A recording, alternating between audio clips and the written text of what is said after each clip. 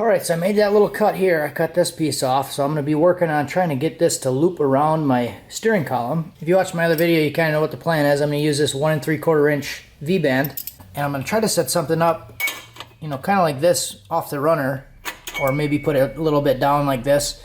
Basically have a removable rear section to deal with the steering column. So ideally, I'd be able to unbolt that section and then pull the manifold off without having to disconnect the steering shaft. So this is how it was set up originally. So I got a couple different ideas. I could take this thing and just kind of pivot it down a little bit like this, and then that would clear around the steering shaft. So that's one option.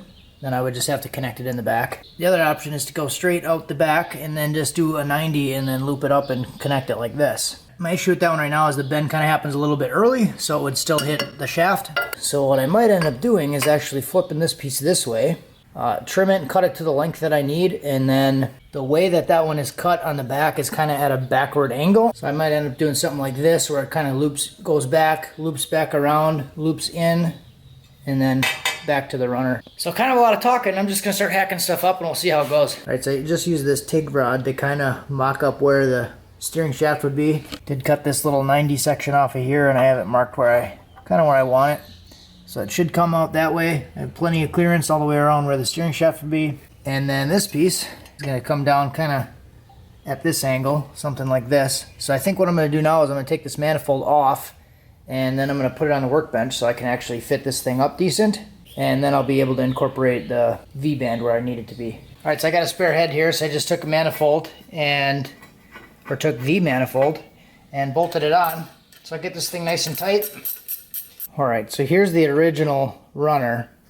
So I might be able to take this thing and just bend it out a little bit, chop this off here, and then put my 90 on it. Or I do have this piece cut, which is a similar bend. And then I just have to work on fitting this up a little bit, so it needs to be trimmed to get it to fit, but that's kind of what it would be looking like a little bit farther out. Okay, so I got it kind of mocked up now, just tacked into place. This was really an animal to try to get tacked into place. I had to have my wife actually help me. I held all the pieces in place where I needed, and then she marked everything with a Sharpie where it needed to go. You can see the little marks everywhere, kind of where it needed to go. And then I was able to come back through then and line everything up with the marks, put the tack welds on it, put the tack weld there, and then I was able to hold this piece with one hand and then do all the tacks with the other hand. Okay, so here it is. Got the V-band on there.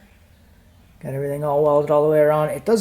The welds don't really look super great on it because there was some gaps in the fitment, but just do what I needed to make it work. This inside piece was really tough to get to. I did try to cut it far enough out to where I could get on the backside with a really long stick out on the tungsten. It was sticking out probably like an inch, but I was able to just kind of wrap some foil around and catch some of the gas and get it to work okay. So yeah, this does come out. It comes back a little bit and then swings out and all the way around.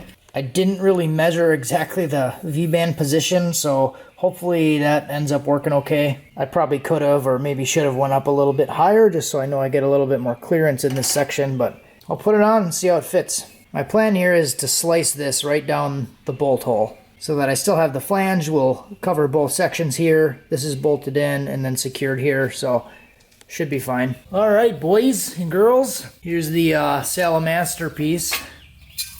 So I'll be able to take this thing, pivot this up,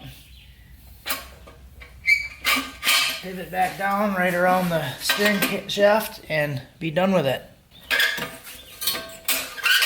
Alright, so I got this thing all bolted back in. I will hang the turbo, and next I'll be working on the downpipes. I do got to figure out now how I'm going to do the pipe, because my original plan was to do a 45 this way when I had it kind of set up like this one. So now I'm debating, do I modify this runner to match this runner, or do I just not make it completely symmetrical? I don't know. So I might be able to go a little bit lower and underneath the runner there. So maybe I'll go 45, 45, and then I could do a 45 down and then go back under that way. That would probably still look okay. Try to make it a little more symmetrical, even though that one is a little bit different, but what are you gonna do? I don't got a steering shaft on that side.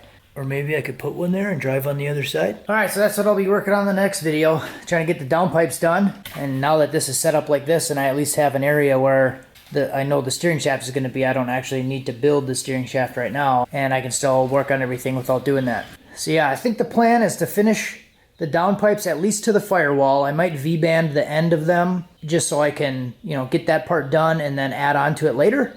And then when that's done, I'll be able to pull everything out, get the front bar painted, put the actual engine in, and then finish the transmission. I do have the actual engine here. It's just all wrapped up in a bag. It's been a while since I, got it this far.